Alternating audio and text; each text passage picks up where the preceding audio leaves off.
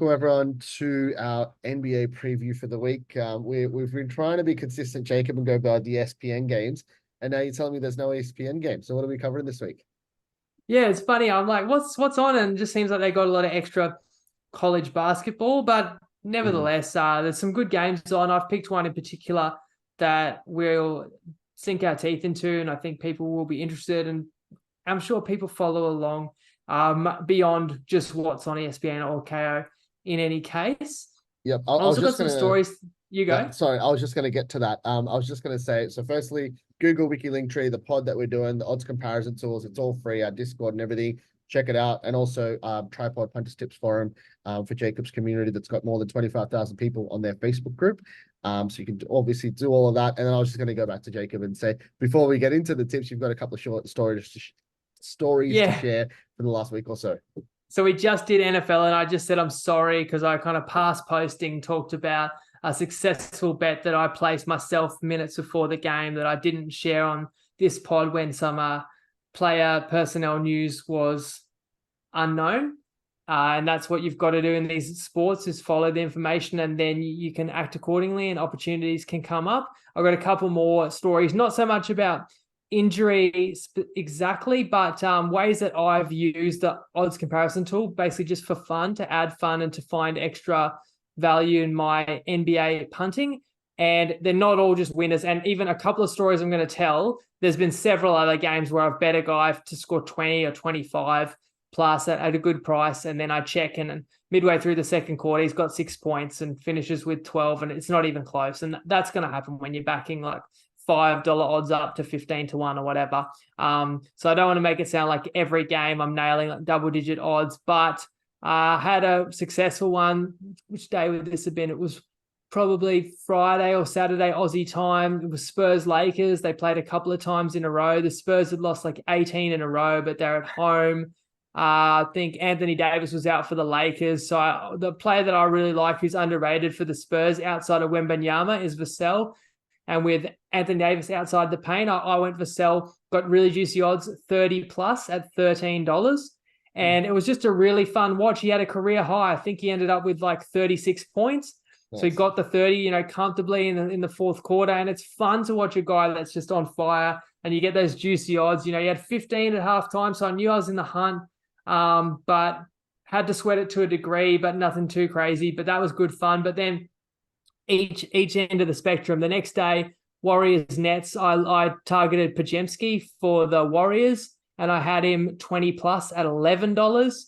And he's gone along well. He gets to 19 in the fourth quarter with 8 minutes left, and then, of course, does not score another point, including Damn. missing even in the final minutes. So that was brutal because it's just set up perfectly for him. And he missed a couple of free throws, and yes, finished stranded on 19. So people will say things like, oh, why didn't you share that one? Well, imagine if I, on the back of my success of Vassell, if I shared Pajemski and you come up short. And I got a bit greedy because I could have still got juicy odds 15 plus, but you got to go for it. And then today, there was some player news, but it was well known. Ja Morant, superstar for Memphis, who'd been really struggling through his suspension. He returned after a 25-game suspension today, and Memphis were big underdogs, but obviously knew there was a chance Morant could give him a boost. And when a guy's been out for a quarter of the season, you're worried, is he rusty? Is he maybe not match fit? I thought there's a chance he's going to come out with a point to prove. So I'm looking Morant 30 plus, Morant 35 plus, and end up really thinking, my handicap is really, I don't know if they'll get limited minutes. I don't know if they'll be down big at the end and he won't be out there. But I think what I really want to bet is that he's going to come out strong and kind of set the tone. So I outsmarted myself. What did I bet? Morant over 5.5 points first quarter. So that's getting really cute, getting really niche. Some bookies let you bet the first quarter player points. So he scores 3 points in the first quarter. Well, that's how it goes. They're down like 25 points in near halftime. And then he leads them for the comeback, scores 34 in the game, including the game-winning buzzer beater. So I could have had such a fun cracking bet there. But in that case, I got too cute. Damn, nice. That's I think there's two things that I'll quickly reply to on that. I think the first thing is, like, I understand why people get annoyed about, oh, why don't you share all your tips? But I think it's a bit stupid because obviously, like, everyone has, you could be putting on 50 different bets, and and putting $5 on some, $10 on some, whatever. But like, I think just generally, like everyone, feel free to do whatever the hell you want, share whatever you want. I do get though, if you're constantly bragging about your wins and you're not tipping them, that is annoying. But I think it's like one thing I really do encourage in the Wiki Discord is like, if someone's just like part of the community, let them have their fun and share their story. But I think, yeah, anyways, that was one thing. And I think the other thing is, I think you mentioned like, obviously like trying to find fun angles to punt on. And I think we obviously our group kind of grew really quickly this year, and I kind of didn't have time to adapt to what the hell was going on. But I think in 2024, I'll try to do something a bit more structured with the wiki try score tips, where it's not just like here are all the tips, because it's a little bit overwhelming. It might be something similar to what you're just saying, of like you kind of have like a couple of your angles for the game and outline those in a bit more detail. So if it's a same game multi, or if it's a try score a tip, or whatever it happens to be, the most fun I find is when everyone's like on it together. There was a couple early this year. I think it would have been March or April this year, when Appy Coruscant, we had him at like last try score 81. And I think he scored in like the 55th minute, something ridiculous. And I didn't even remember. I think I'd had a few beers that night. I didn't even remember we had that bet until about 10 minutes to go, when people were like, Appy at 81s. I was like, what? And then literally like the last 2 minutes were just like counting down. The Discord was flowing through, just like 59, 54, 37, like counting down the seconds. And obviously we won a bet that was 81-1, and that was great. But I think it's just that camaraderie of like, and obviously you get that from your tips, because they're a lot more reasonable at like at $1.80, $1.90, etc. But yeah, definitely like the social side of it is nice. And obviously, Oh yeah, the longer odds they are, the sweeter. But yeah, getting back to like whether to share or not, I think it's also when I'm getting on something like late in the piece, I kind of feel bad about, you share something with just a few minutes till jump. It's like only a few people see it. And I don't know, my experience after many years of tipping is when you tip something close to the jump, every man and his dog reckons they got on if it lost. And yeah, every man and his dog complains that they missed it when it wins. So it feels like lose-lose. You back something, back something with 5 or 10 to go, and people will complain either way. They'll say, oh, you should have tipped this way earlier if they see it going to win. But yet the amount of people, obviously mathematically, it doesn't seem to add up. But everyone manages to get on for big stakes if it doesn't end up winning. So I prefer to like make my tips the ones that are very reasonable for a majority to jump on. 100%. But it was more so that, I'll use that odds comparison because it's impossible really to compare prices for every player, every threshold manually. So it's such a helpful tool to just like steer into where there could be a good price, and then I'll assess it on its own merit and think, is it something I want to have my money on? And it is still just really just for fun, because I'm no expert in like player props, but I can at least explain the way I apply my my punting process. 100%. And we'll get straight into the tips now. Just before we do, I thought one interesting point you mentioned there is like, I think for people that have been part of the Trypod community for a few years, I think pretty sure I started listening to you guys your first or second year, or people who have followed the wiki journey, you'd see that like the reason why I wanted to at least collaborate with Jacob, not only for the community that he's got, but also we're kind of just like, like relatively genuine people. Like, like there's you as the tipster, you've done it for almost a decade, but then also you just like as the individual punter that wants to have a bit of fun. So I think I struggled to realize how seriously people took tipping this year, because I was like, there was me, the person writing the wiki article with the tips, and we'd ride the highs and lows of that. But as an individual, I like to have a punt on most of those tips and a bunch of others as well. And then people started to get pissed off that I wasn't tipping some dude that was like 91-1. And I was like, well, I've already tipped 7 players. I can't be tipping everyone. I just personally like to have a punt on a lot of these players. But anyways, let's let's get back straight into it. But it is really interesting learning how people think, and obviously they're going to share all their losers and whinge about that, and not always share their winners and say thank you at the end of it. But that's life. And it's just a lot more fun if you genuinely have a bit of gamble in you and are a punter at heart, which I certainly am. So look, mate, I looked at the slate tomorrow and it was clear to me the game we want to key in on is Timberwolves at 76ers. Minnesota are 20-5, Philly 18-8. Philly are the favorites because they are at home, but it's a mouth-watering matchup. In the backcourt, you got Edwards, the Ant-Man versus Maxey. Have you seen, just a sidebar, have you seen the movie Hustle? Adam Sandler movie? Oh, I basketball love movie. Adam Sandler, Man, but I haven't seen Hustle. I think it Wow. came out this year. You got to see it. It's on Netflix. I haven't watched the Oh movie for a well, while. I so you will won't actually know watch that though. I you love won't Adam know Sandler. Kermit, but Ant-Man, he can actually act as well. So he plays Kermit for those who have seen Hustle. And Nice. he's having a hell of a season. And then in the front court, you got the MVP, Embiid against Towns and Gobert.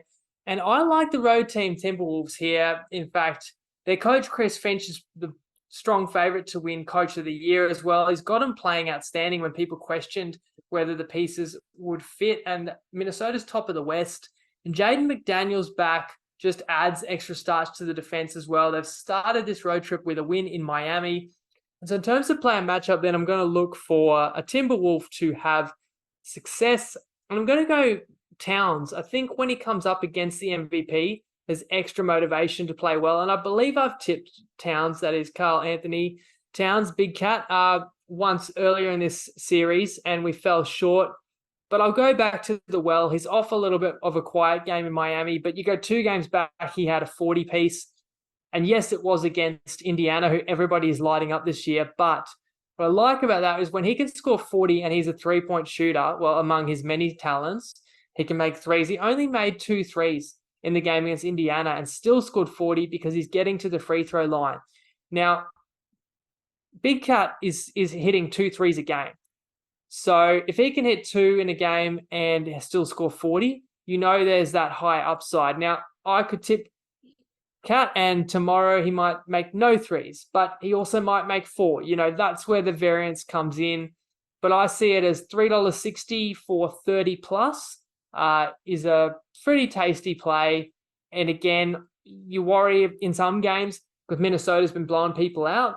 The Stars could be sitting in the 4th. This is a game where they're an underdog, but it is only like a 3 or 4 point Sorry, spread. Jacob. I was just going to say it's 25 plus at 360, right?